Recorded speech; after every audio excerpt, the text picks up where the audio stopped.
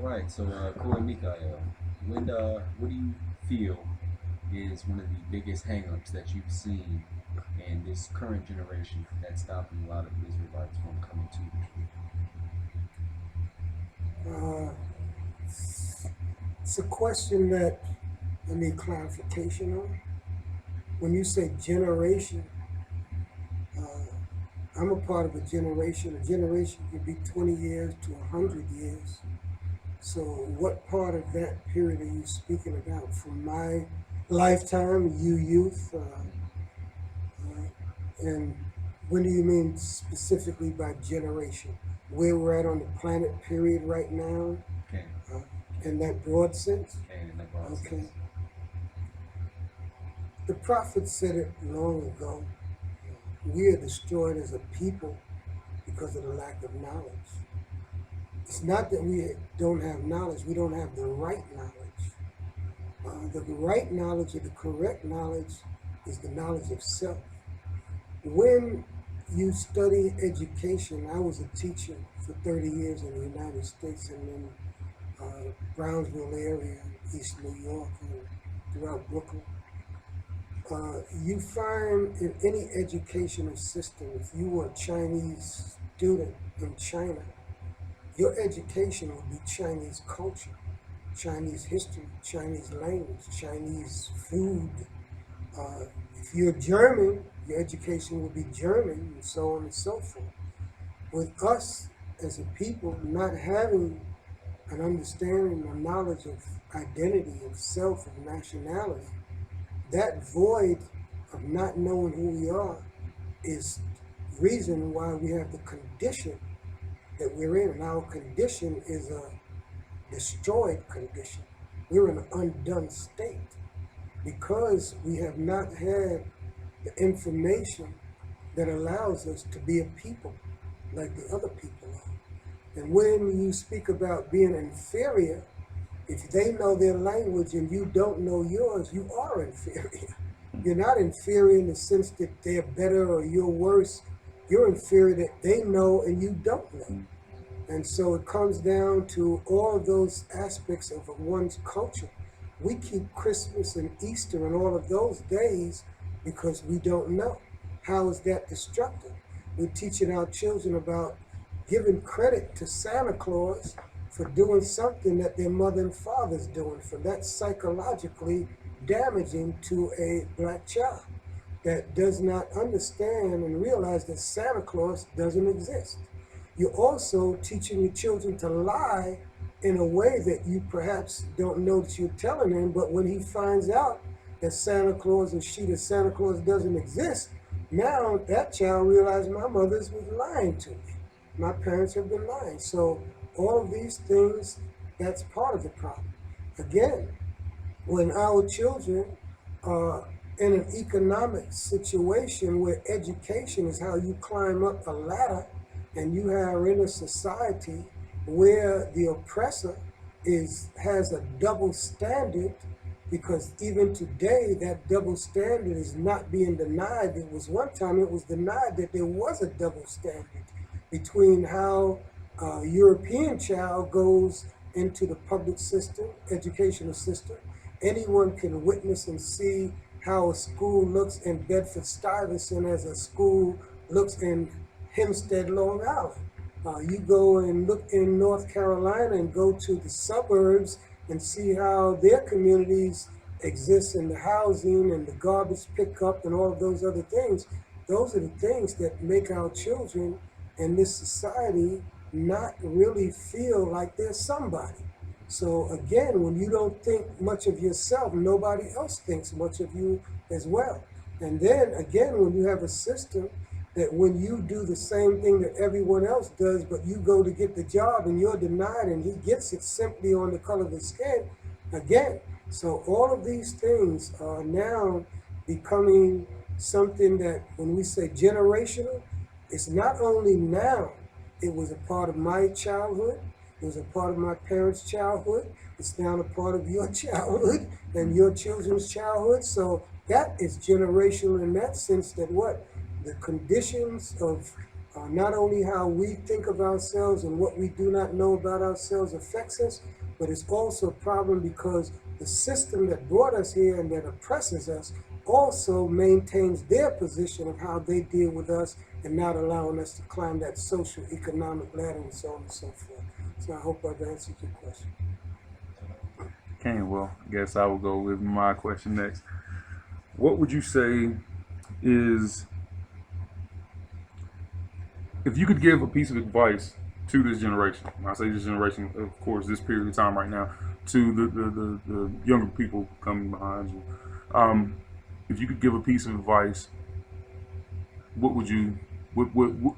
What would you tell them if you give a piece of advice? My first advice would be this. One of the things that made me who I am today is home. The family is the place where no outsiders are in that environment. Okay. If we could just begin to understand that everything begins at home, our dysfunctional homes contribute to how we turn out. Okay.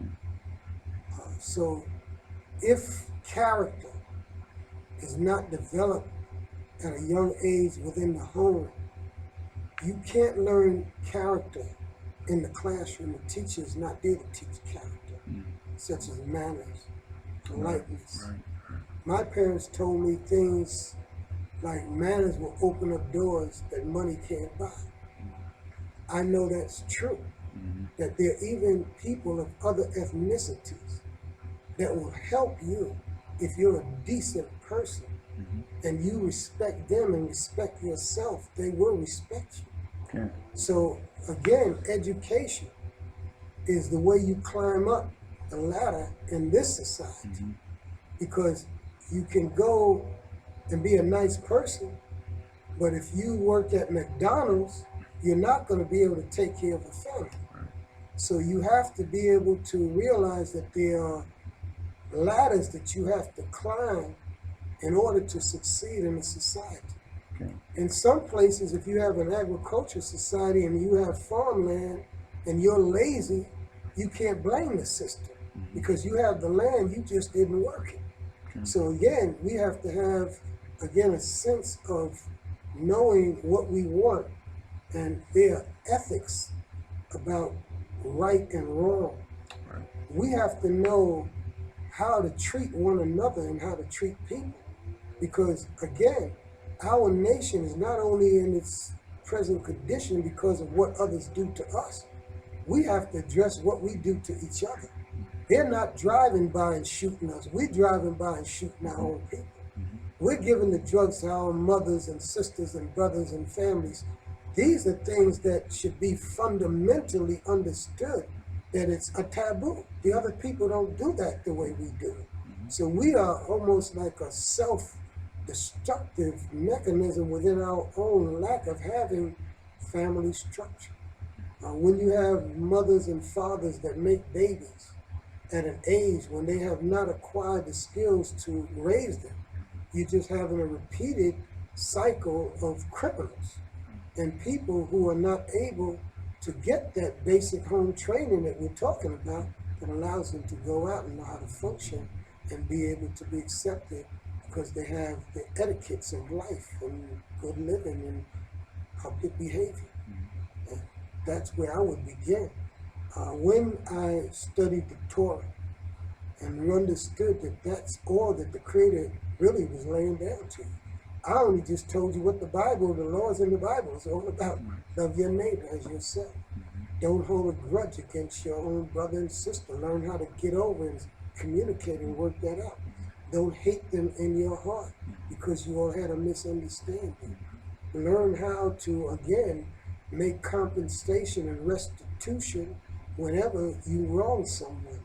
If you damage someone's property, you should not be able to sleep unless you make it right.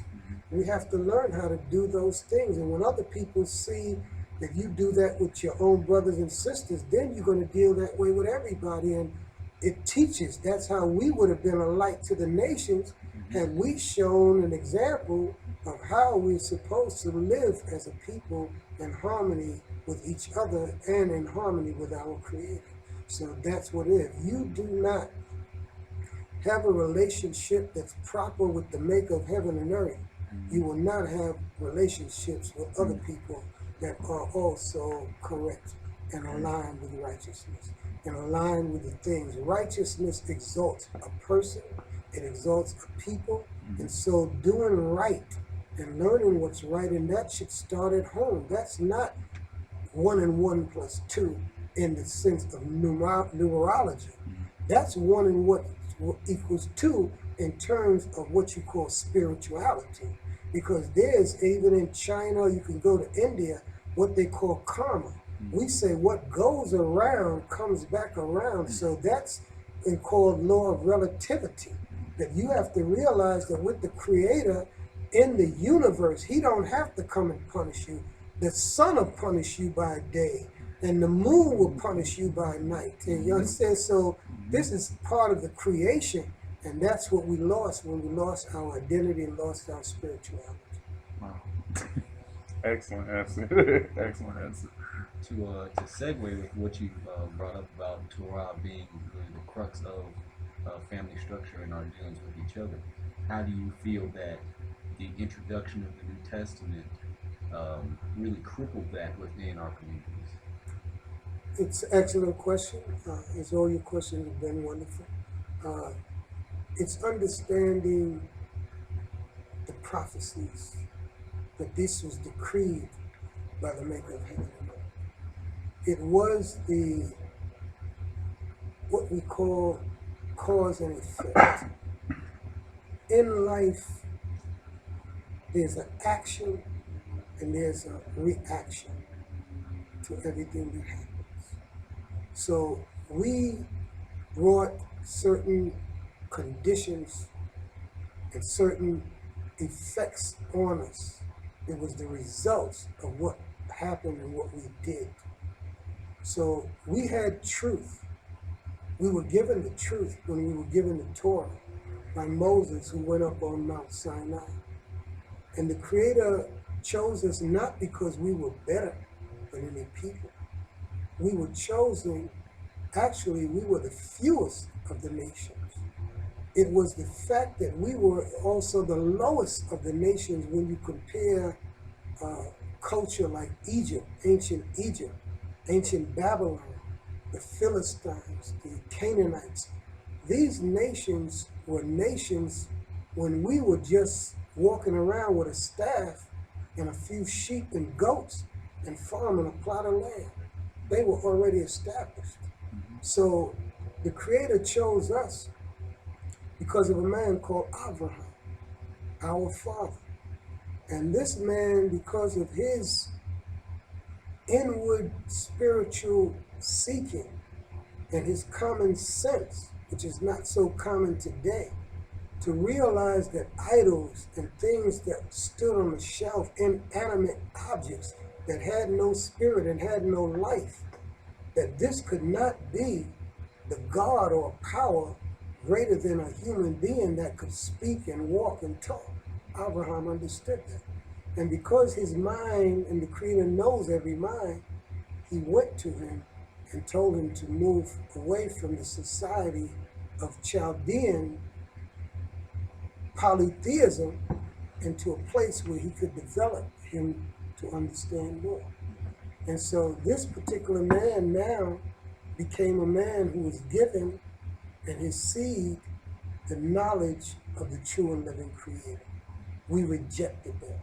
Every Bible tells you that the Israelites turned on the law, they were disobedient, and every prophet told us that we would be punished. Deuteronomy 28, anyone can read it. It tells you that we would be scattered to the four corners of the earth, that we would have our names changed, that we would worship gods of wood and stone. This is nothing but karma. It's just what the Creator has said would happen. We're living it, and it's a result of, again, disobedience.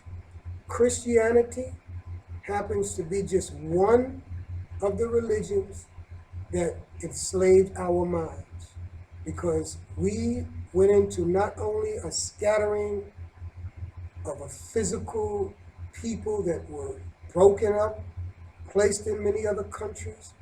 We've been under the Spanish. It just so happens that Catholicism was the Spanish religion. So if you went to a Spanish territory, you were under Catholicism. If you went to the British, you were under the Anglican religion.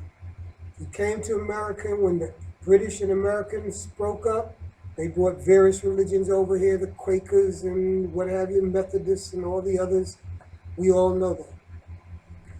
The Israelites today basically also under Islam, because Islam came into Africa.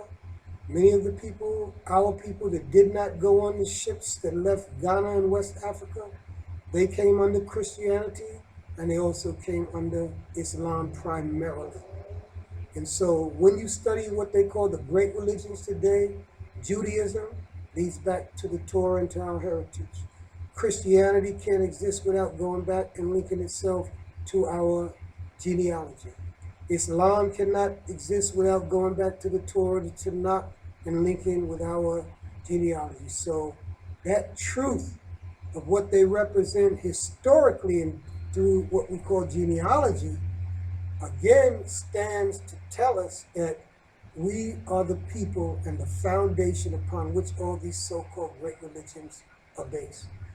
The history behind it is that our history that is in the Tanakh or the Old Testament, which should be called the original Testament or the only Testament, if you're going with OT, old, it should be original Testament, only Testament, because there are no, the Creator didn't speak Kohamar to Yahweh, thus saith Yahweh to anybody else.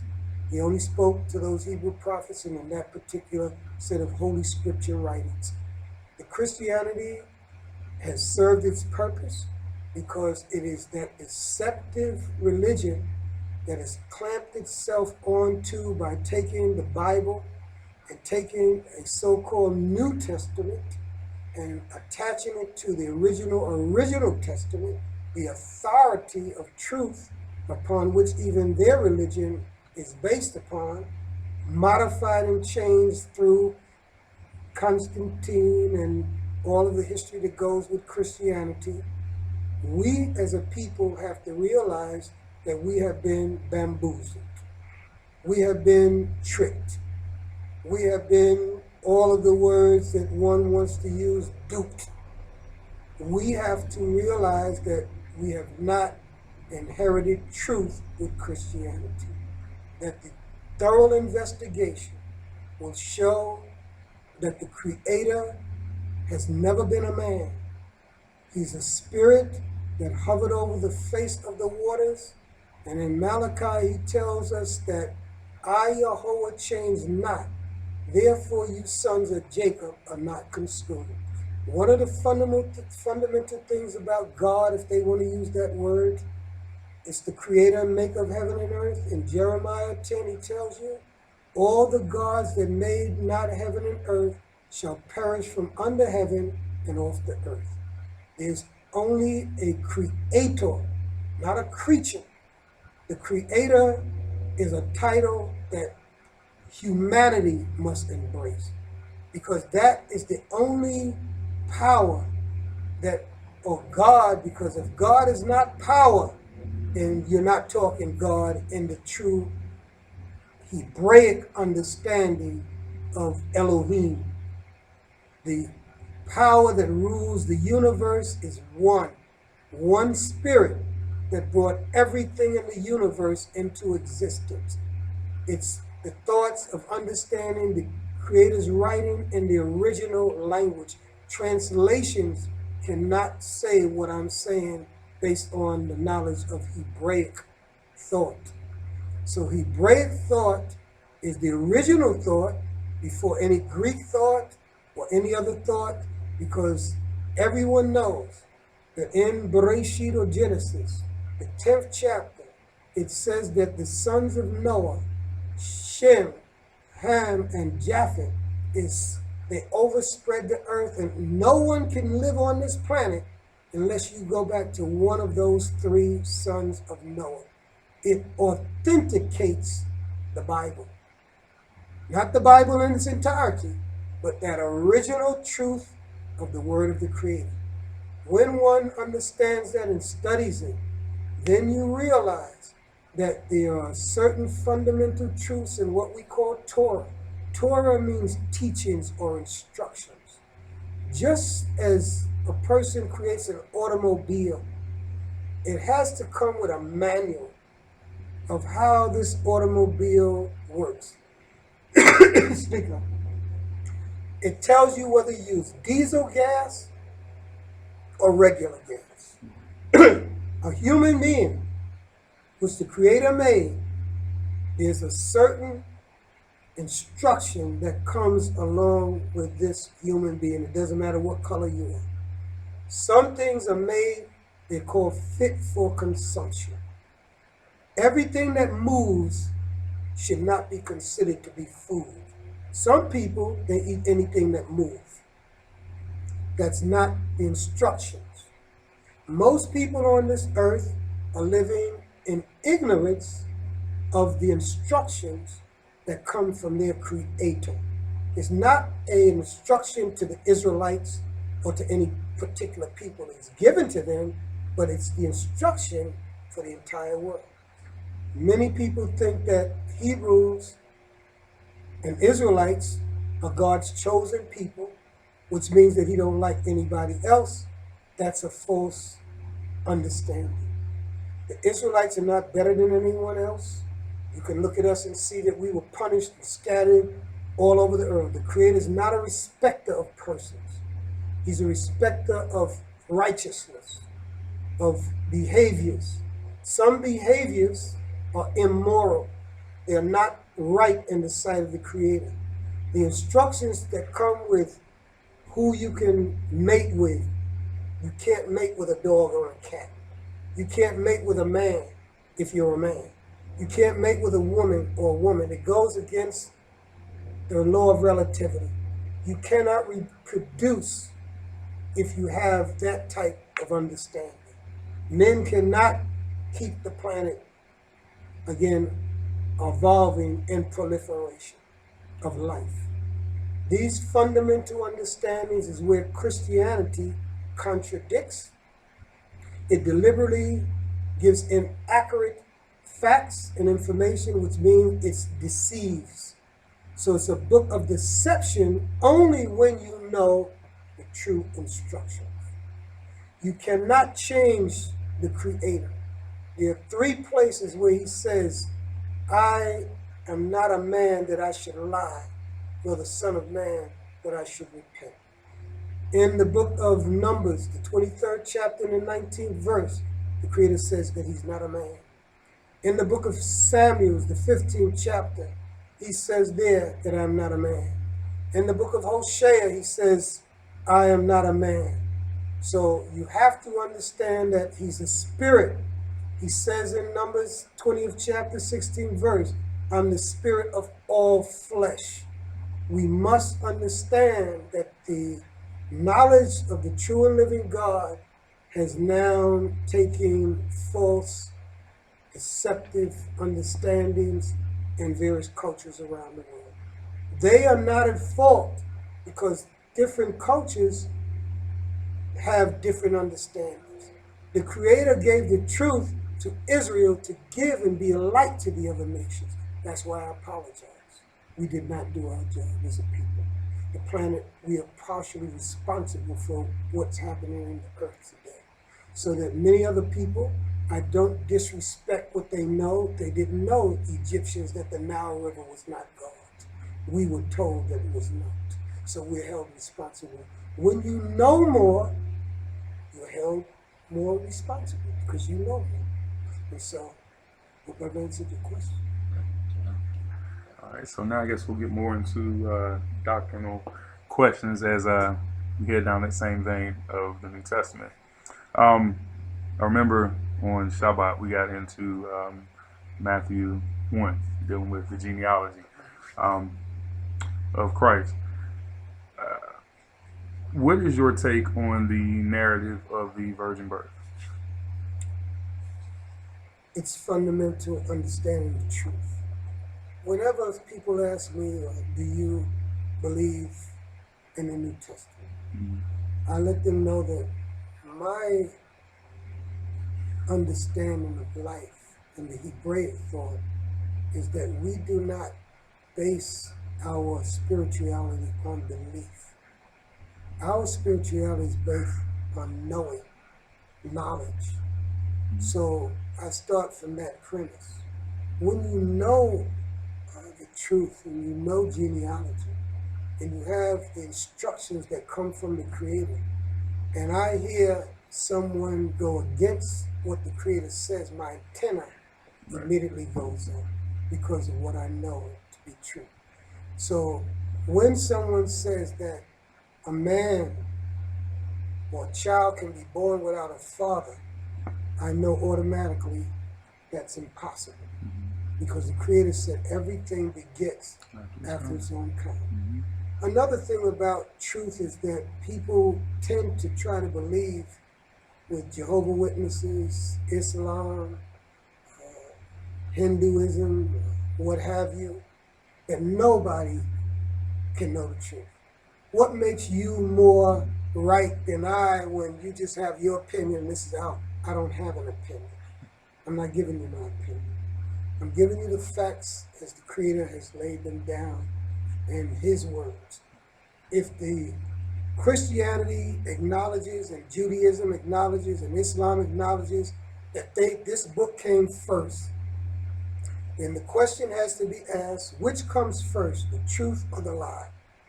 The truth has to come first because you can't tell a lie. It has to be based on you denying what is true. Right. So they cannot deny that if their heritage and their writings and their religions came from this genealogy and this particular source, then when it comes to doctrinal teachings, then you have to maintain the consistency.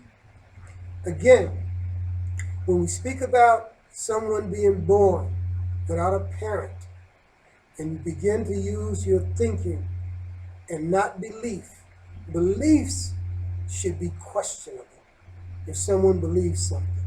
So in Christianity, one of the things that should go along is that you should be willing to accept questions because you're only asking me to believe you. So if you go into court and the judge is asking you questions and you tell him that you want him to believe the truth, the judge and the lawyers have to find the facts because only the facts can tell them what the truth is, not what you believe to be true. The justice and righteousness cannot be determined by just what you believe. Because again, if a person walked into the court and said, I don't believe I committed murder, he's not letting you leave that courtroom that you believe you didn't do it. The facts are going to get you your sentence, your acquittal, your guilt, or your innocence. People have to be realistic. You can't be delusional when you get into these religions. You have to question intelligently whether or not a person can have a baby. Put the test to your own daughter. She came home. She told you that she's pregnant. She's never had sex with no man. Which one of the parents on what continent is going to accept that statement from a young 13, 12-year-old who said, I woke up and boom, I'm pregnant. Okay. I haven't been with a man.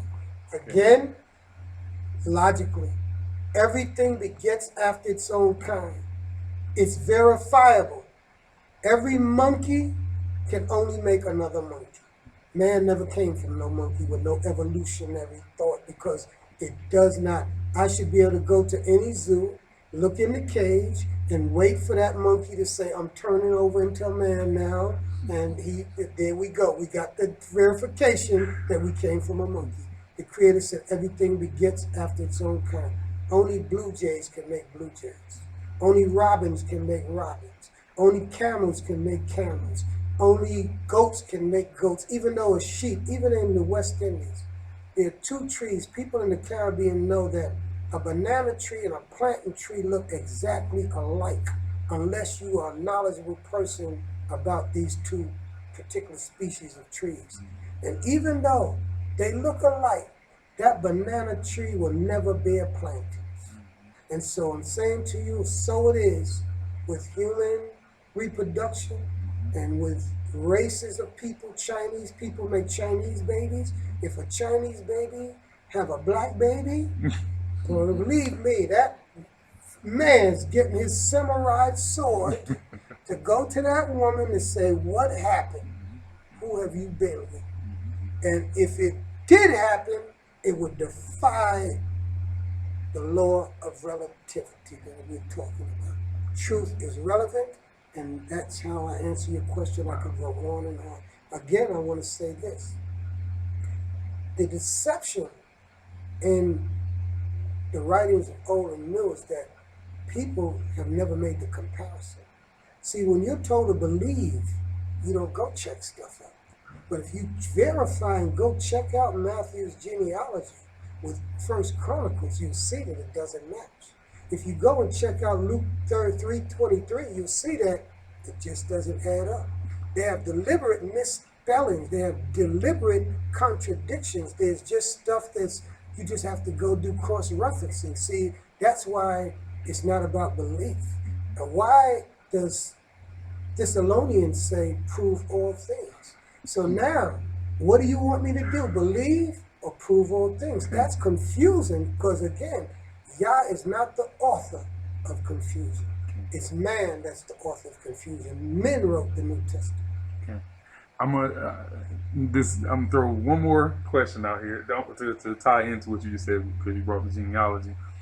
One thing that we didn't touch on was Coniah in Jeremiah 22, but it's Jeconiah in his genealogy in Matthew. Jeconiah was and you've seen me throw it out 1,000,001 times. Jeconiah, he was said to be written as childless. Not that he wouldn't have kids, but that he was written as childless, as in his kids no longer count as far as going forward and carrying forward the Davidic line, the kingship. His children were counted out. They could no longer sit on the throne of David. He said no man will sit on the throne of David and prosper again. It wouldn't happen anymore. And this may not be so much of a question because this isn't something that you follow, but what do you think it is that forces us to believe things like that when you can bring out a fact like that when the genealogy specifically has someone in there that's cut off from being a Messiah, from being or not a Messiah, from being a Mashiach? What do you think it is that is innately programmed in us to force us to continue to believe this story? Well, one, you have to think about what the purpose of Christianity was. Christianity plays the role of enslaving the mind of the so-called emancipated black man, Israelite. And so basically when you think of what its role is and realize that there had to be some way of transitioning a slave from the plantation, which was a restriction of his movement in the society, to having him now become what he would think to be a free man to move in that society. The New Testament became the doctrine by which, in fact, if you ever look at old slave pictures, the slaves are always in the balcony. That used to be called nigger heaven, because basically the slaves couldn't be down there on the main floor with the masters and what have you. He had to go up into the balcony. So basically when you understand that we have been taught Christianity as a means of allowing us to, one, come into the society, be accepted, but the purpose was to also make sure that you never got back to the truth. See, the truth shall set you free. They told you. Right. So the purpose is that They knew with Willie Lynch doctrine and all the other things is to make sure that you violate. See, our punishment comes directly divine. It's a divine punishment. All the other slaves on the planet, their punishment didn't come from a divine decree, like Deuteronomy 28. So that the Creator is directly beating us. And so we have to understand that connection is that this is because he said, thou shalt have no other gods. Remember the Shabbat day to keep it holy. That's why he gave you Sunday, because he can't give you Saturday because he will not keep you. The Creator is going to then intervene once you start to align yourself back with these laws. He has to give you pork because Yah said you shouldn't eat it. He has to give you lobsters and shrimps because he's making you violate. The chains no longer had to be on the ankles and on the wrists and around the necks. The chain now is on the brain. So that's the new enslavement. So when you don't know that this is the enslavement of your mind, and there's another element that I can't neglect, I would be remiss. You can't wake up unless the Creator wants you to wake up. And so I don't care how much I speak to a person. I can speak to a person and they say, this makes so much sense, I get it. The person right next to them don't even have a clue. It didn't even register. It may be also on how they're living their life. Because you don't choose the Creator, he chooses you. And so a lot of people, based on how they live and what he knows you will and will not do, you don't even get a chance. And just as you mentioned about that genealogy, one of the phrases that Christians never mention in the Bible, and that is, you shall be cut off from your people. So that's what's happening. They're just like that genealogy was cut off, there's other people cut off. There are people being cut off right now because they don't have the love of Yah, they don't have the love of righteousness, they don't have the love of brotherhood, they don't have the love of family, they don't have those values and those things that actually will get them favor with the Creator. So to piggyback on that, how do you feel that the New Testament doctrine of a man coming and dying for your sins then added to the cognitive dissonance that is within our people and how we deal with each other, how we relate to spiritual concepts and what have you? The purpose of a lie is to make a person believe that which is not true is true. So again, if you don't know that the Creator said that every man shall die for his own sin, and if you don't realize that, again, common sense, any criminal, a murderer, person that assaulted a person that committed a robbery, in any court anywhere in the world should be able to go into the courtroom and say, Your Honor, JC died for my murder rap. JC died from this assault that I made on that man and chopping him up with that cutlass. JC died for that robbery that I committed at that bank and shot that guard. May I please go home. It's ridiculous to think that you're going to walk out of that courtroom. Any practical, common sense, even a crazy man knows he's not walking out that courtroom. Because that should be the line that allows every person that commits any sin is to say, he took care of that for me. It's absurd to think that that actually can be justice and right. How would any individual who believes that put yourself in anybody's place? Who are you willing to die for?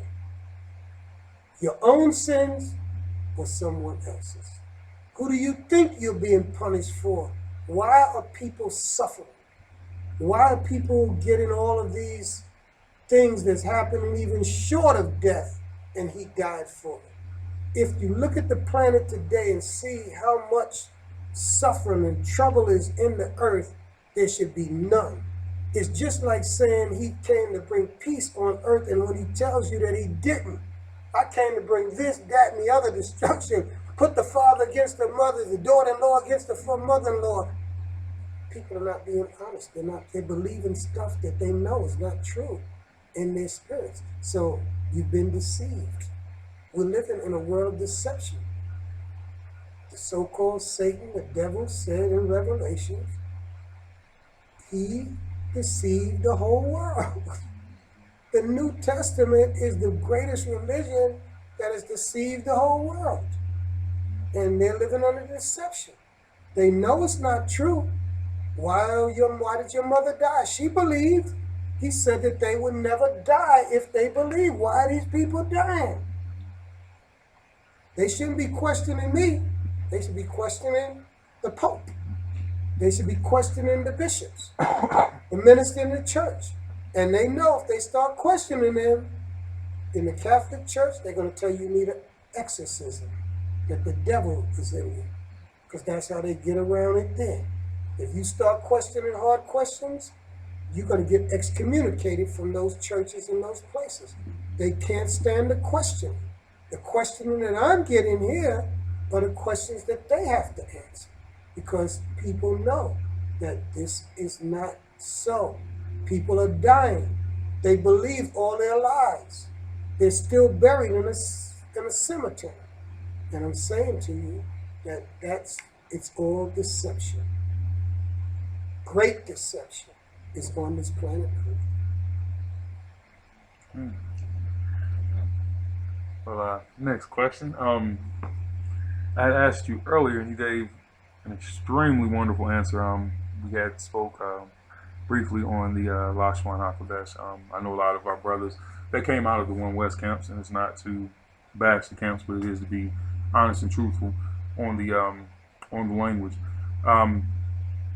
Could you tell us how the Hebrew language functions, and why or why not, that language doesn't work, the Lashon HaKodesh, with the A-class vowels? Okay, Lashon HaKodesh or Lashon HaKodesh is speaking about the Holy Tongue. The Holy Tongue is considered to be Ivrit.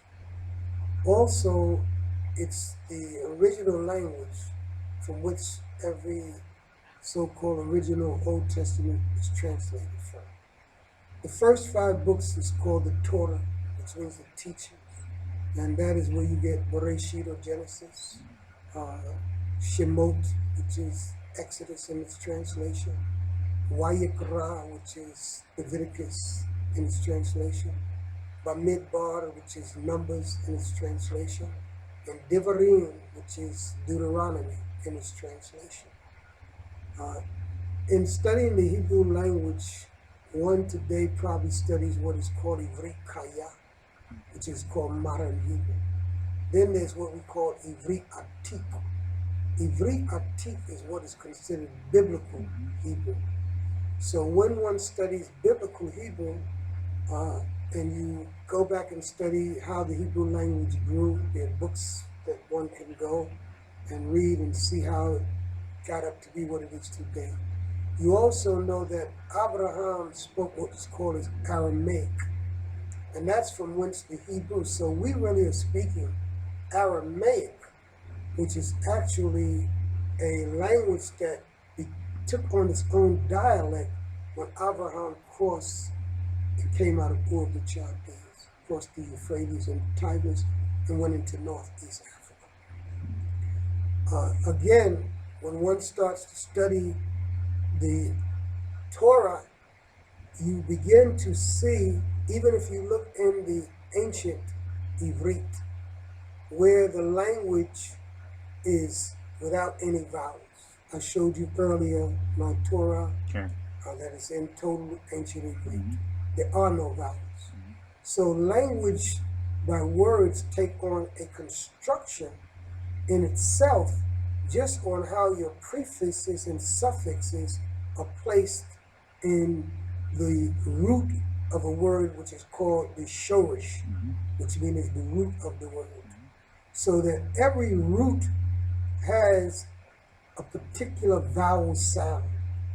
From that vowel sound, adding a suffix, which was logically in our forefathers. If I add the subject on the back of the verb, then I know it's the past tense. If I put a symbol in the front of a verb, it will tell me that I'm speaking about futuristic. If I put a particular sound pattern, which Ivri has several sound patterns that determine past, present, and future. The past is called the Haya. The present is called the Howe. And the future is called the Yihye.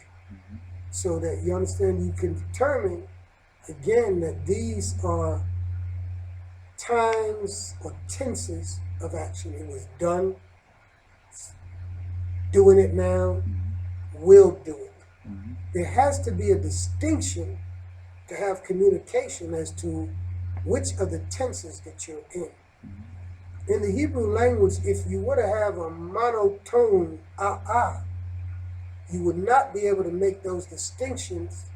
And if you were to even say you wanted to do it in the present by eliminating the suffix and saying, okay, we just put I in everything in the past tense, we put everything in the future tense, and we just know that the future tense, we don't change the vowels, and in the present tense, we do the same thing, but we know that it's going to have a particular letter there that doesn't exist in the others. Now you have what we call the binyanim. There are 7 stems of Hebrew called the qual, the nif'al, the pl, the pu'al, the hif'il, the huf'al, and the hipa'el. In the Torah reading, all of these are there. So now, even though I don't have no vowels, I still, even though I read the modern, I still have to make these sounds in order to be able to do it. So it didn't come out of a 201 verb, it's in this writing. When you go to Isaiah, Isaiah spoke different than Moses. So every book, Daniel is part Aramaic, part Hebrew. So when you go into the different scriptures, periods of time changes dialect.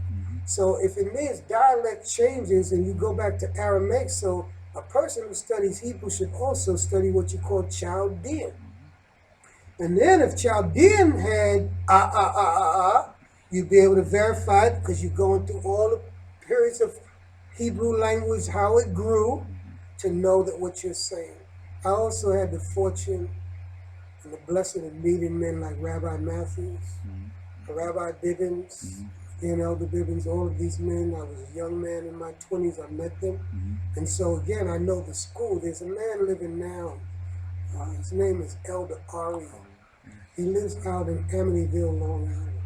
So I studied with him and we conversed. He only do and this is what he would tell me. He would say, I talk Hebrew, I don't speak Hebrew. What he meant was that he knew the roots of words, but he couldn't go past. If I talk to him in past, present, fit, he don't know that. He just picking up the root and the sounds. But again, he's one of the oldest men that knows the original way and how they got to that and what have you. So I went out there and we studied certain things like what some people call Kabbalah. But again, it's not really Kabbalah, it's understanding how the Hebrew language in numerology, because the letters of words also is the number system in our language. That's another study in itself. So what I'm saying to you, to make a long story short, is that the people who speak about having they did not study the language. And I've never met one. I've had these conversations with many people, and that's where their dilemma is.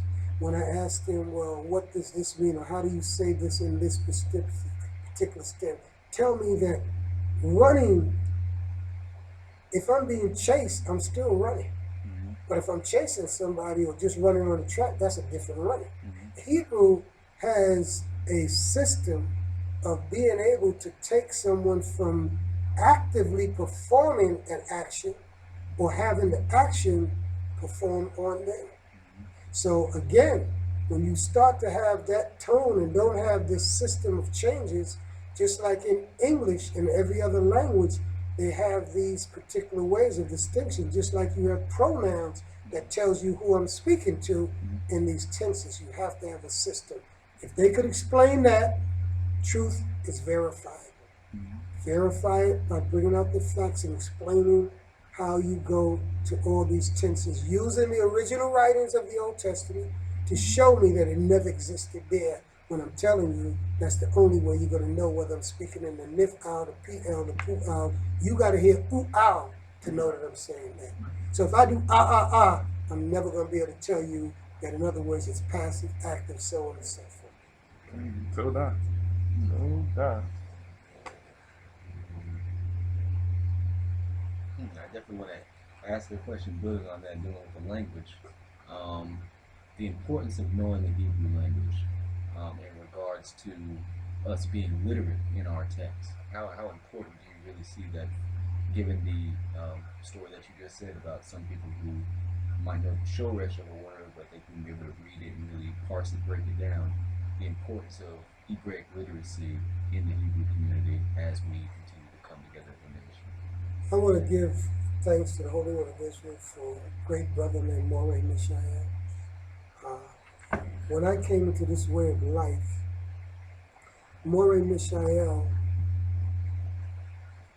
they didn't even know the name of the Creator, how to pronounce it. So I came into this way of life when not only were we studying it, we were researching it to find out how you really understand it. There were a man called Moshe Towns who could read an Israeli paper and break it, you understand, read, that's what he did.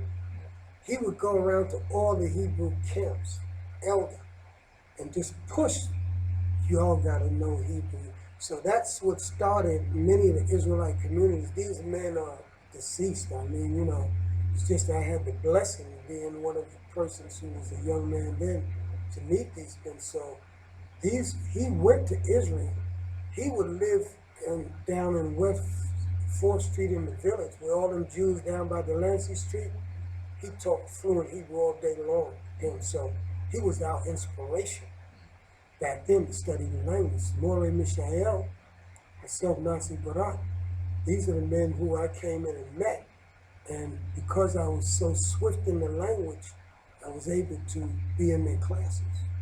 But Cohane Michael, it turned out that I was in his class and he wanted, while I was studying the priesthood, for both of us to bust the Hebrew language down with our research together, because I was the diligent one coming to his class. And I told him, I said, look, Cohane, I said, priesthood has got too much of my attention. I can't do it. All I can promise you this. You go in and study 201. You go in and bust down the Binyamin.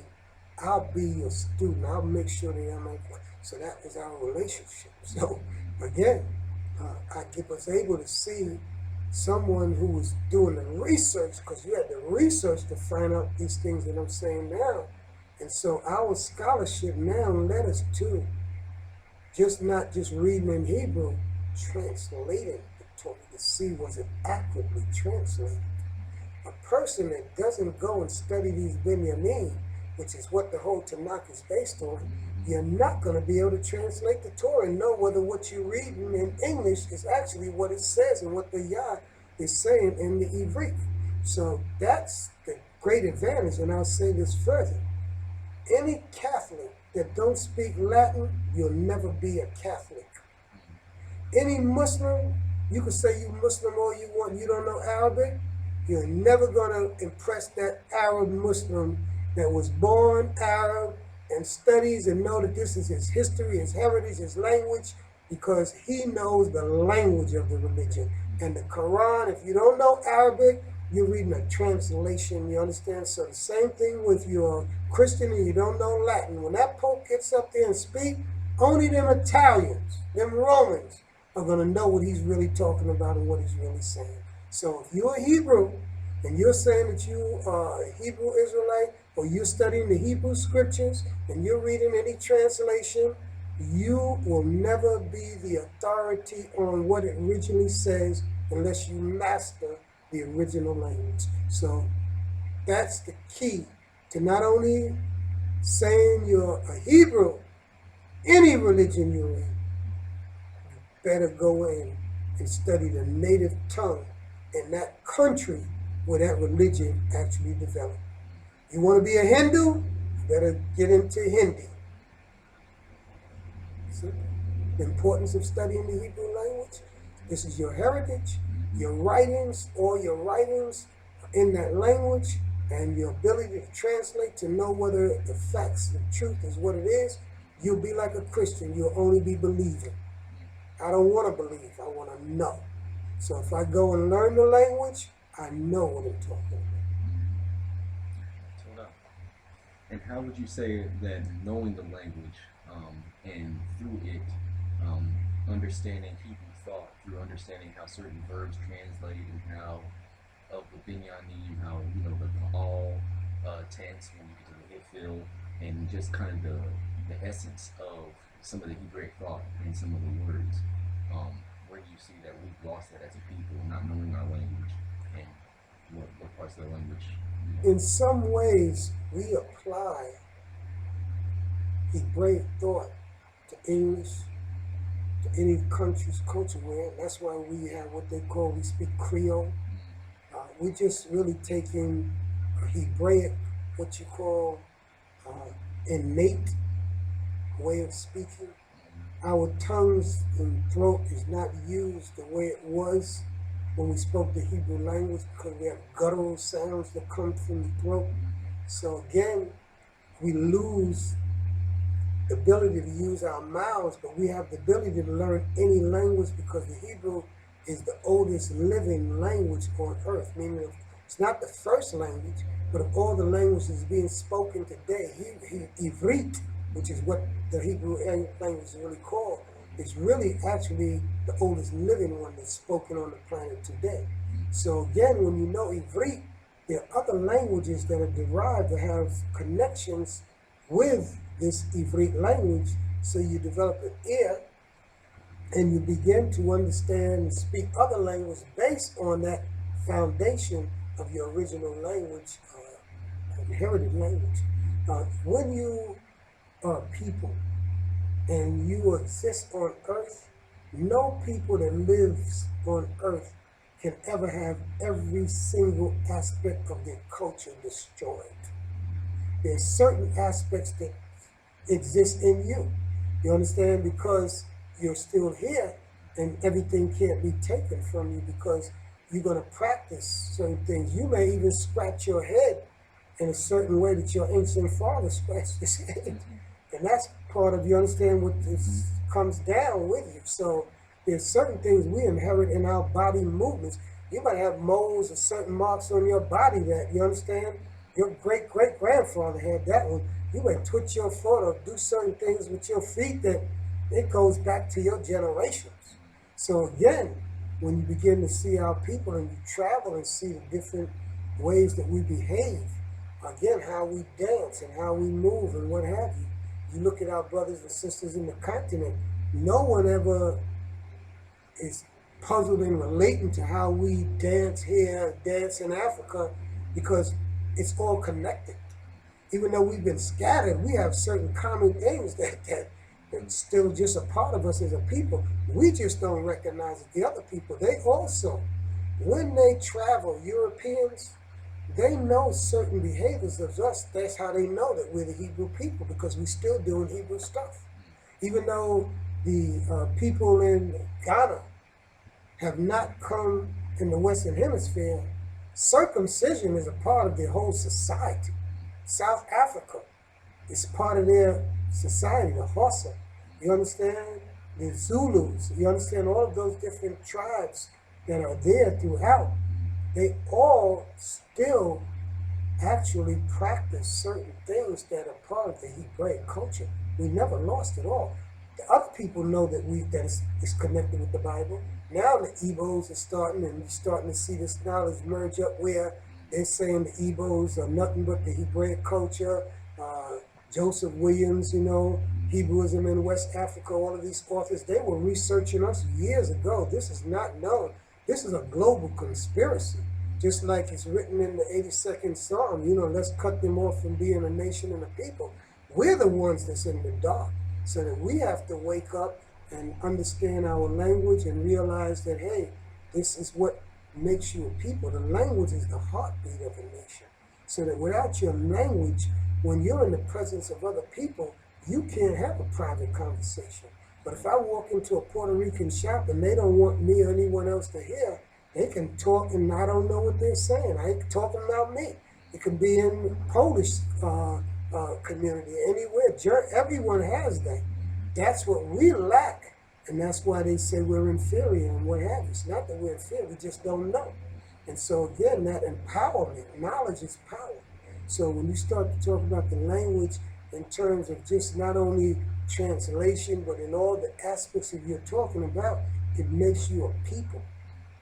Language is what authenticates you. If a Russian person can speak Russian, every other Russian know you Russian too. You go over there and see if you there, they'll know you not Russian. They ain't gotta look at you. That's what happened. I remember speaking with a Russian in Brooklyn, and he told me, he said, Ani Yehuda. Amarati, I tell no Yehuda Baba eat. I said, Yehuda, I left him home. He's at the house.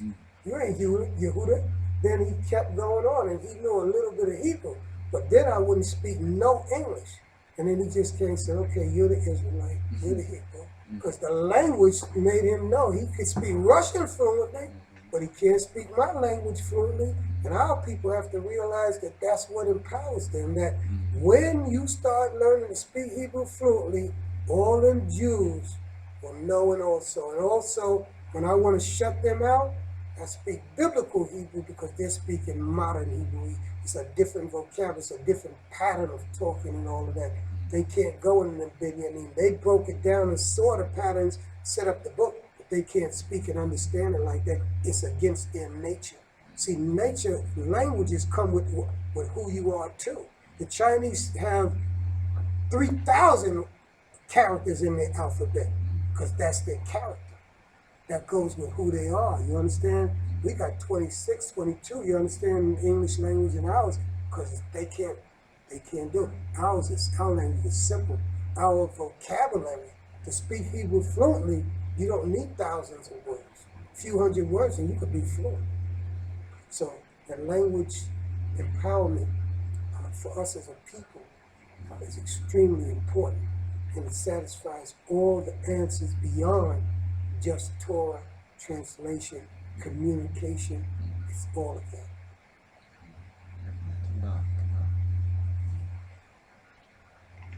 I really enjoyed the language portion, so I mean, I would like to somehow piggyback on that, and trying to think of what are some of the differences between the Hebrew when you read the scriptures in Hebrew? Are there any like obvious things? I guess you say translation errors that you could point out when reading the Bible or reading the Tanakh in Hebrew versus reading it in English translation. One that just comes immediately to mind is where they translate in King James versions, "Thou shalt not kill." In Hebrew, there's a word for kill, there's a word for murder. The actual word that is in the original language is "Thou shalt not murder." Also, we were told to put people to death. It would be in contradiction of that, and there's the word harag, which means to kill. Again, we slaughtered animals that were clean animals that could be eaten. The offerings is killing of animals. So again, that's one of the obvious ones that comes to mind immediately. There are others as well. Again, when they say the first day of the week, we can count Yom Echad, Sheni, Shalishi, Revi'i, Kamishi, Shishi, Shavi'i. The Shabbat is Shavi'i, not Echad. Because the first day of the week, nowhere in the original writings do you get this. And that's why you got to know that Shabbat and Shavi'i is 7. Even when you go to Giz in the Ethiopian language, because that's why if you study and realize related languages as Giz is, they speak Ham-Aric. The word Shabbat means 7 and rest also. You see, so again, you have to just go and look at the Torah translations, and then you find certain things, the names of the books. When you calling it again Genesis, it doesn't. There's no Genesis in there. It's Bereshit, as I told you and went over those names. And there's a concept. The word Exodus doesn't speak to the fact that a genealogy is being given with Shemot, which means names. That's how it starts out. It's giving you the names of the generations after the death of Joseph. So again, when you say Numbers is about our time in the wilderness, and that's a historical reference. So then one has to ask, is this really religion or is this a history book? So then when you began to understand and see language in that connection, it puts you in an understanding of what this really is about. The Old Testament and the original Testament is a history book. So you can't take religion and merge it with history, and take a Greek language and merge it with a Hebraic language, and take a polytheistic culture of Greece and merge it with a monotheistic, and then call it a new dispensation and the will of God. No, you went against what God told you not to do. So that's why the language is so important, because it puts things in its proper perspective. Even when it says, verily, verily, I say unto you, as opposed to Kohabah Yehovah, thus saith Yehovah God. Also, if God's name is Yehovah and he says, my name is Jesus, and you don't see Jesus there, because it says, mine Ani Yehovah Eloheka. You understand? So now, Jesus' name is nowhere in that Old Testament. It's just not there. Right. So therefore, you know also somebody's lying to you about the name of God, because God told us what his name is in Exodus. You understand? So there's other places where he says his name. So if you don't know Hebrew and they translated Lord God, there's no Lord God. You got to know what he said, Adonai. That Lord, where it says Lord, is the name of the Creator himself. Also, in his name means eternal. It's a construction of the past, present, and future tense in the name of Yah or Yahovah. You're saying eternal every time you say the Creator's name. Okay. So if you don't know that, false translation. They telling you his name is God. His name ain't God. His name ain't Lord. Right. You better go and find out what he called himself. He know his name. Right. You also, you have God of Elohim, Abraham, Yitzchak, and they calling him Jacob, Isaac. That's not their names. Right. There's no even word called Hebrew. It's called Ivrit. So all of these things is false translations. It's not accurate. It's not giving the truth. Okay. I think they take these things and make them, they try to minimize them. They minimize them, but that's, of course, that's what you do. Right. See, you got to realize that, again, any way you can diminish the truth, the lie becomes more effective. So that's why they have to diminish. They're not going to tell you that Jeremiah's name is not Jeremiah.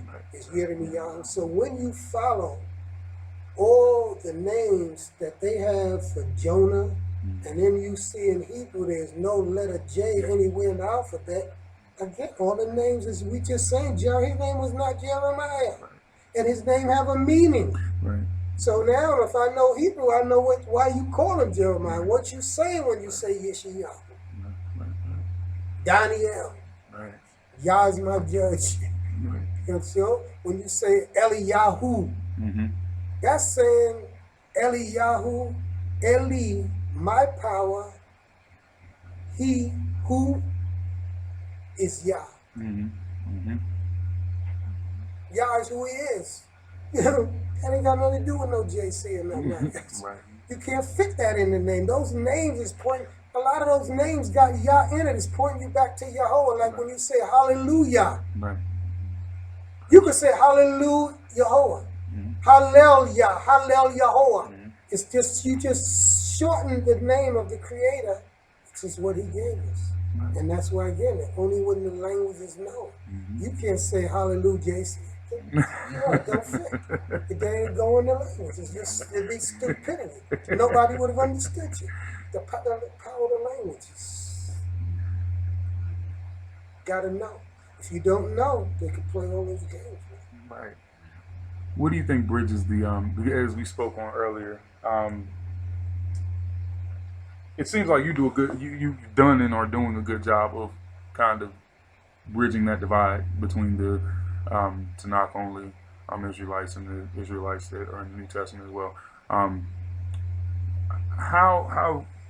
What advice would you give us, the younger people coming behind you, as far as being able to gel and I guess come to some neutral ground? Because like we were talking about earlier, we are regardless of how we feel about each other, we're still family, and we're still stuck here together. So at the end of the day, you know, we're still here and we still have to work together.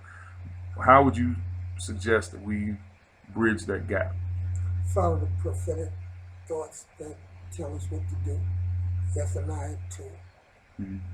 Come together, O shameless nation, before the great decree of the Creator. Come together in humility.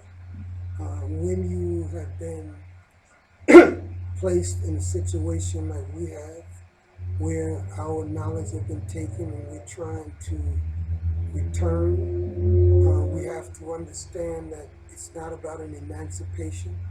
We're in what we would call a redemptive process. We're trying to restore back to our original position as a people. It means that we have to be humble and study and be able to listen to one another, be able to acknowledge when someone has more knowledge than you. We have too many bad character habits that deny us, things that go against what is right, what is intelligent. We don't give credit where credit is due. We have envy that's not supposed to be when we have a common cause of trying to get ourselves out of this boat. One of our great teachers, Ben Ami, used to say, hey, there's a man down there with a bulldozer trying to chop the whole tree down, and we're on the branches fussing about our own branch. We need to deal with that guy with that bulldozer down there. So we need to refocus where our energy. We're not the enemy. So we have to get the humility to realize that we have to come together and work on the things that we can agree on. Right. We spend too much time and energy working and trying to fuss and have controversy over our differences when we need to be understanding, like all the nations are teaching us. The Democrats don't agree with the Republicans, but they all agree that we should bomb Syria and get ISIS off the planet. Right. So I'm saying we have to become what I would call nationalistically intelligent. We don't have national intelligence.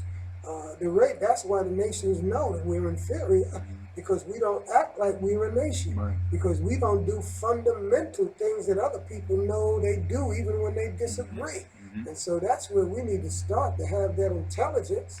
And we haven't been a nation, so we don't know how to be nationally intelligent. So we need to follow the instructions of Yah to guide us and tell us, be humble, you understand, come together and begin to try to work on those areas that will help our children by having our own schools that make sure that they get taught. That if you want to have, let's say, I'll tell you, how would I compromise? You say and what have you, let's learn both of them. Let's learn both of them, and let's see again which one is going to allow us, if we study yours and study the one that I'm talking about, which one is going to survive, because over time, the one that the Creator wants to be the one that's the correct way, that's going to be the one that's going to be established. So we just allow time to take care of certain things.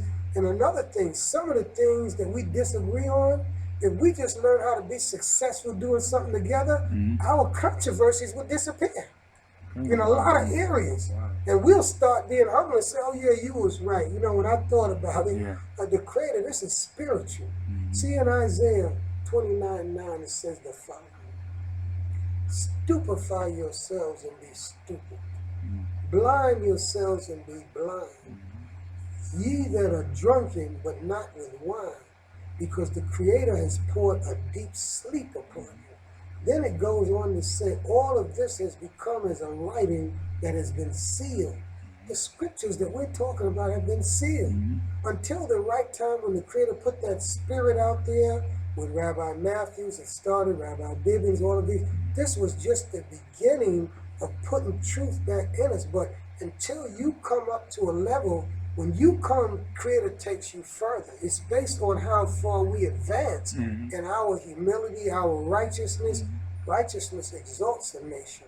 Just like Jacob had to climb a spiritual ladder in that dream that he had, you have to interpret that and know that we're climbing spiritual ladders. And so that's where it is. Some people are on higher treads on this ladder than others are, but the people on the bottom don't want to recognize that you've traveled higher up the ladder. So that's why they can't get up there.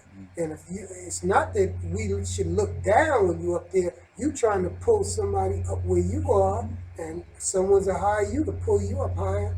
That's what we have to understand. This process of how we deal righteously is not by power. It's not by might. It's by the Spirit of the Creator. And many of us don't have the Spirit. We go with what we think we know, with our knowledge, our own understanding. We don't seek Yah to find out whether what I'm saying is right or what I know. You know, ask Yah to teach you and guide you, because He'll guide you to the truth and information. You just have to be humble and do the right things for Him to do it. And that's what we lack. We lack the right spirit. That's what's lacking in our communities. We don't have the spirit of Yah in many instances as a whole in the body. It's in our midst. We have degrees of it, but humility would take us a tremendous way. And a lot of us, we're more into our own egos than the glory of Yah. We were not created to boast of our own glory. That's why He says, if you have something to boast about, boast in the fact that you know and understand me, and you delight in the fact that, you know, I'm a merciful creator. We don't delight in the right things. We don't have the right understanding, and those precepts and those concepts that I'm speaking is not the ones that are taught to the people and to the masses, so they don't display the character and the way we have to go. Many teachers are more concerned with the way people look at them and their greatness rather than realize that we're nothing. The Creator said the nations are nothing in my sight. So that's why I'm going to tell you, you can call me great, honorable, whatever. In my mind, that don't mean nothing. I'm nothing but a piece of dust. The great one is the maker of heaven and earth. That's who I'm glorifying. That ain't have nothing to do with me. It's all right. Definitely great words of wisdom there that you know, our generation and that can definitely meditate on, and things that we need to do better to bring ourselves together as a nation. Definitely. I want to shift gears slightly and ask about some of your experiences traveling in different continents and what have you. What have you learned about our people that you saw in these different areas that you were able to bring back here to, you know, the people that are scattered in this part of the world? Just some of that information you gathered in yourself and how they do that. America has been described long before my mention here, that we are some of the richest slaves on the planet.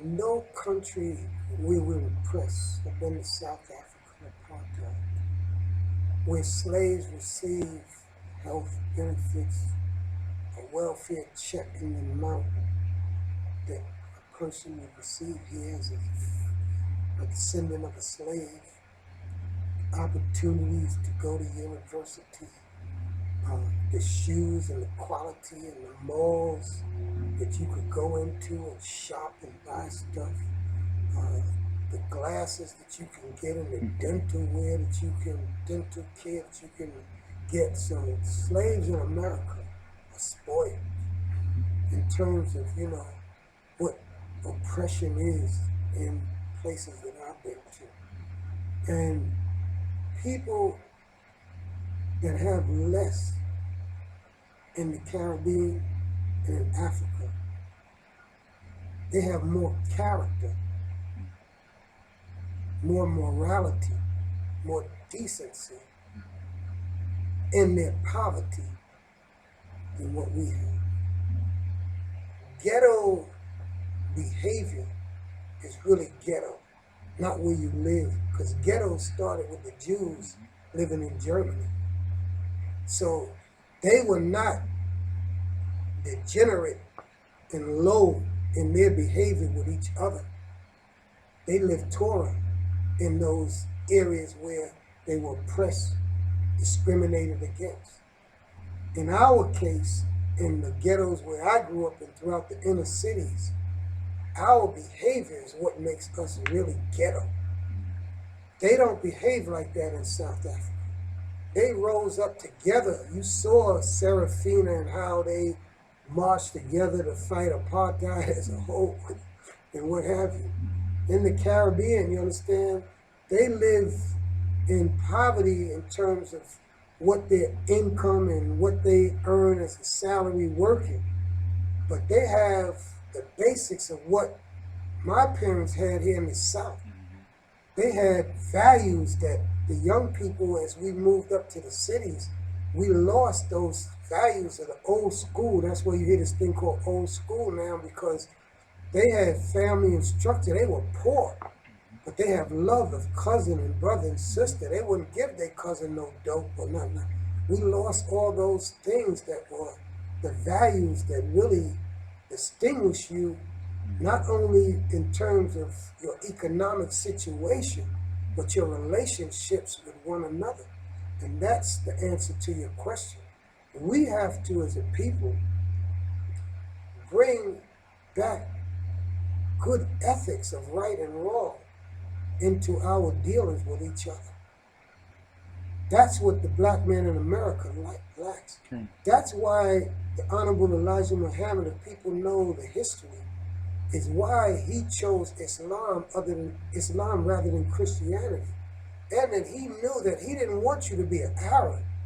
He wanted us as a people to develop the values of decency. If you look at what he created in the Nation of Islam, you gotta respect it in terms of how Minister Farrakhan and how those brothers and sisters have cleaned themselves up. Many of them came out of prisons. He took men that were, the worst criminals and made them honorable men. I mean, I love that. That's what opened up my eye. If I had not become a man who understood the difference between nationality and religion, I would have joined the Nation of Islam because of character. They make men and women of character, decent people.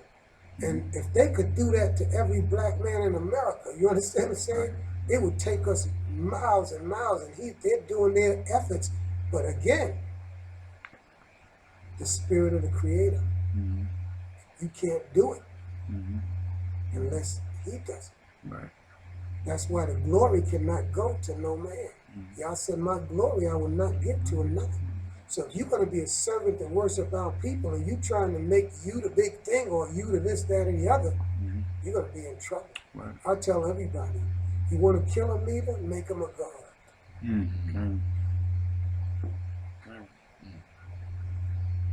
Leaders should stay humble. Our job is to exalt the true and living maker of heaven and earth. We're just servants. That's why he said, Pharaoh, let my people go, that they may serve me. Just a humble servant. Nothing more. Excellent. Wow, now I'm scratching my head. I'm like, where do we go?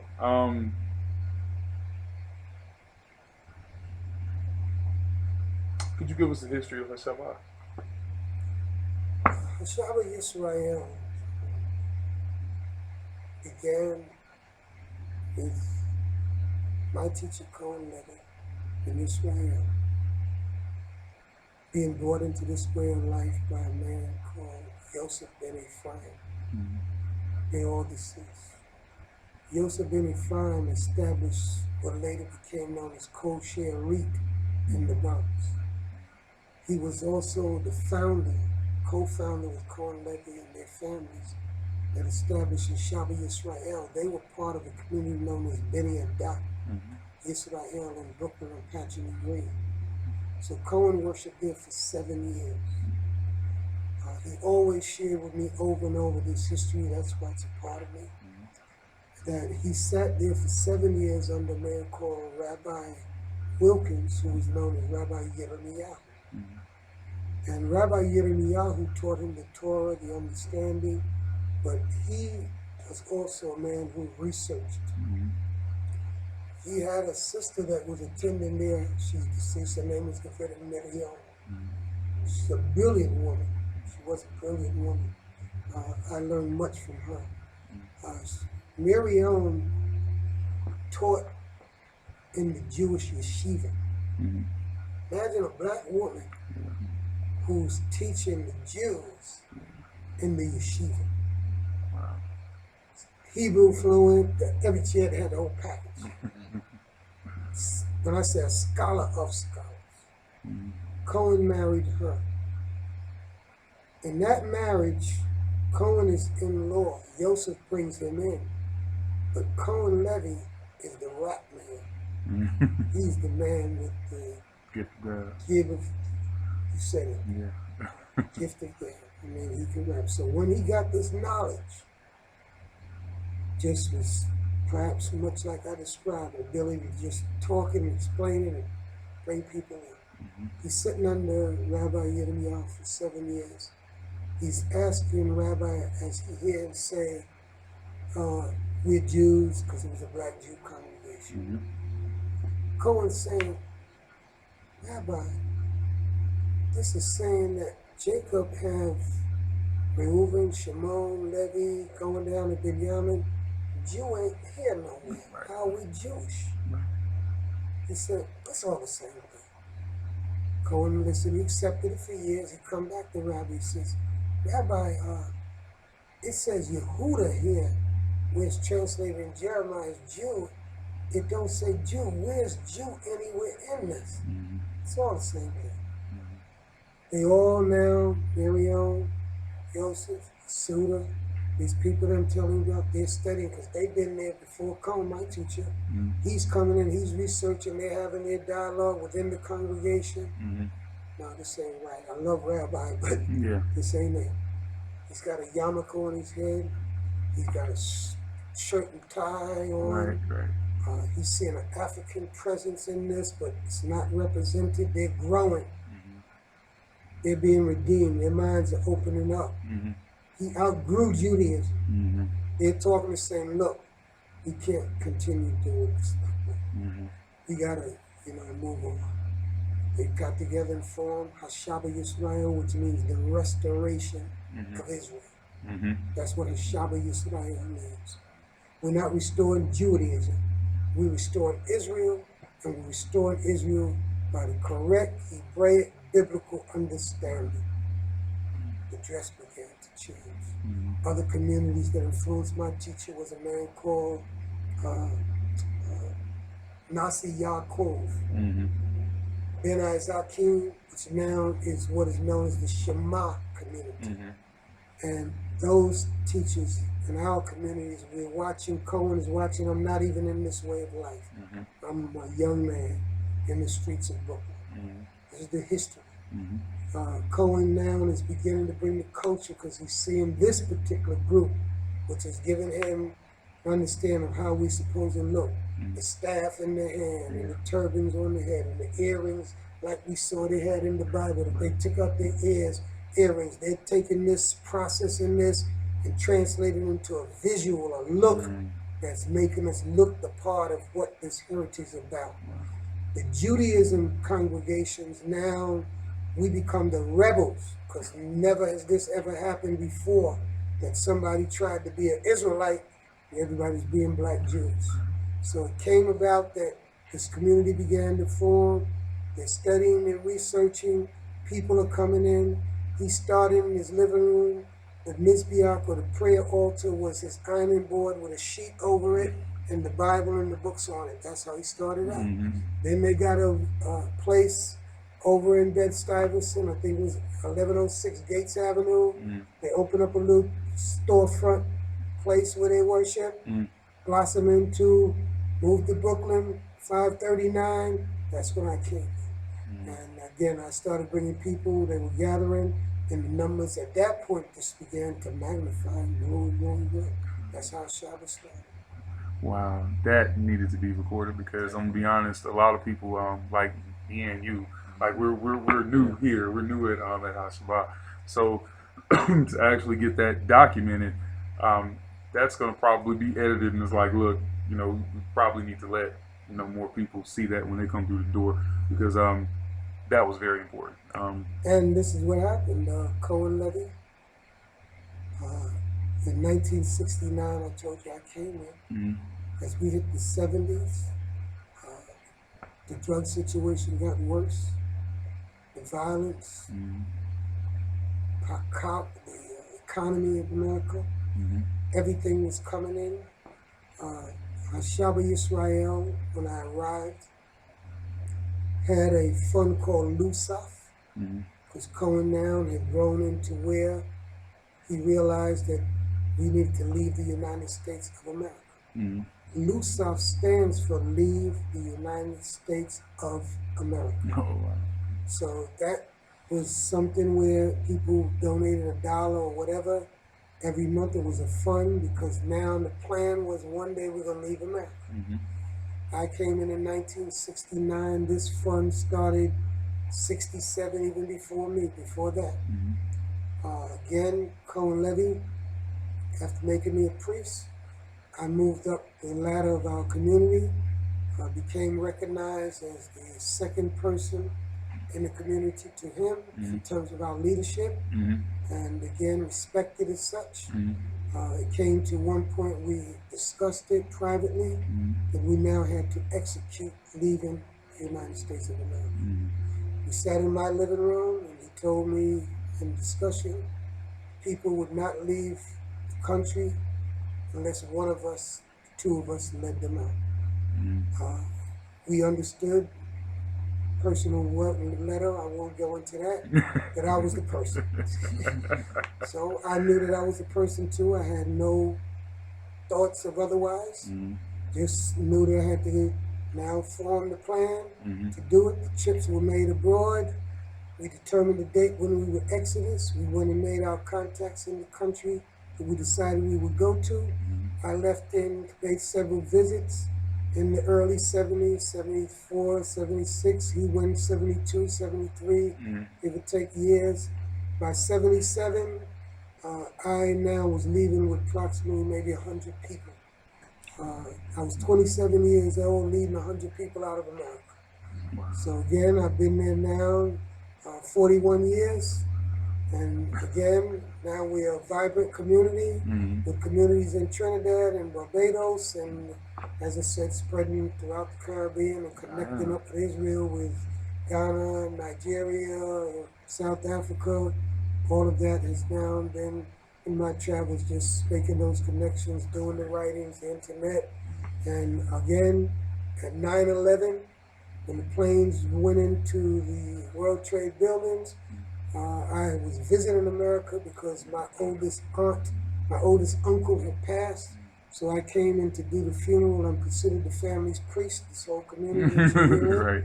And so again, I came in to do the funeral, and the planes went into the building, and everyone called me in all the Israelite communities. Cohen, what do we do? You're out of America. How do we get in touch with how do we get out of here? Because nobody knew what was coming next. And so the family decided, my advice is that this is not the city you want to be in. You got to get out of New York. The transition began to take place, and then Hashabah Yisrael, which was in New York City, made the transition here. Our community started out as Hashabah Yisrael in Guyana, and again, because of people not being able to say Hashabah Yisrael, again, I grew in my understanding, and I went from what I would call congregationalism to nationalism. So I eliminated any congregation name and became the Hebrew Israelites of Guyana, the Hebrew family of Guyana. Then we have the Hebrew family of Trinidad, the Hebrew families that live in Barbados, the Hebrew family of Charlotte. So this is a concept that I started, that I'm trying to get all congregations. It also is what the nations call national maturity. Now when we start to be Israelites residing in different places, because wherever the Chinese go, it's called Chinatown. Right. They don't never change their name. They always be China in San Francisco, they're China in New York City, they're China in Guyana. So that concept, I teach it. And so I'm telling Israelites that's how we can go. And the nations will know that we've grown and matured as a nation. We all realize that we're just Israelites residing in different places throughout the world. Okay. Definitely a great idea. The national piece of getting our people together. What have you also thought about or seen done in the Hebrew community in regards to economically getting our people on one accord of some kind of a business model, whatever it might be, or where everybody can donate to a certain cause, just so that the connections of the different Hebrew communities can put their economics into one product, if you will. Everything has to take place by stages and degrees. We've arrived in the kingdom of God because I consider myself, kingdom and nation is the same, the nation of God. That's wherever you are, you're Israelite, you're in the nation, even if you don't say you are, because you can't quit. Nationality is something you cannot quit. So it's just rising and growing in intelligence and understanding of this as our people. And so every community should have a concept of where your development starts with self-development first. Family development next. Community development after that. National development next. Develop yourself financially, educationally, socially. Contribute that and make sure that your family grows educationally, socially, economically. If you can't help yourself, you ain't gonna be able to help your family. If you can't help your family, you can't contribute to the community. Family is what determines national strength. You show me your best family and I'll tell you what kind of nation you have. That's why our nation is not where it's supposed to be, because the men, which is the start of the family, haven't strengthened themselves to the degree that they need to be strengthened. In order to strengthen and develop their wives and their children, that's lacking. Therefore, if you come out to a community like this and you are not in a position where you're educated, you have an economic, paying your tithes or contributing to school, community can't get developed. Don't never mind internationally, we scatter all over. How can you help somebody in Ghana when you locally can't even feed your own family? So that's how it begins. How we've been able to build in places and communities that have these concepts that I'm telling you about. It's not something that needs to be recreated. We're telling you this is the wheel. You don't need to reinvent the wheel. You just have to take what I just told you and apply it, and you'll see the results that I'm seeing. So that's how you do it. Don't worry about trying to build a school for all Israel. Build one in the place where you at. Start right there locally to build up this place right here. And then when you become a model, somebody's going to say, well, how did you all get that? How did you all get that building? How did you all, you understand? And then you're going to be able to tell them how to do it too, so they can reproduce it. So success breeds success. If I can be successful, if the entrepreneurs, our Shaquille O'Neals, our Magic Johnsons, and all of them understood that their role was to go back into the communities and build up their communities, we wouldn't even be talking. We got billions of dollars that accept that our consumer power don't go into our neighborhoods, it goes out. Our money don't circulate in our community long enough. It circulates and it's going out. So that other communities, it circulates, it builds the schools, it builds the parks, it builds the YMCA and the brotherhoods. That's what we're not doing, because we don't have these concepts that are fundamental that have to be applied the way all the other nations do it. And so again, these are concepts that have to be taught that have not been understood for hundreds and thousands of years. And so that's why I'm saying it's not just studying the Bible. You understand what I'm saying? Right. You got to understand how nations function. And you have to see that these parties around the world, that's why there's a United Nations where all these nations don't agree but they come to certain agreements on certain things that they do. We have to learn how to do that in all the areas and have these common interests that we're willing to contribute to, because it's a benefit for all of us, for everybody. And to understand that, you have to have no jealousies. Right. You can't have no foolishness and stupidness. Right. It takes mature people to be married, to do all of these things. To be married, you got to be a mature person to have a family. And so some of our people, children, are getting married too young. They don't have the right understanding of teaching. So how are you going to be able to translate that into what I'm talking about unless you lay this groundwork and get people to get the basics of life? The foundations is what you build anything on. You got to have foundation teachings. We don't have foundation teachings.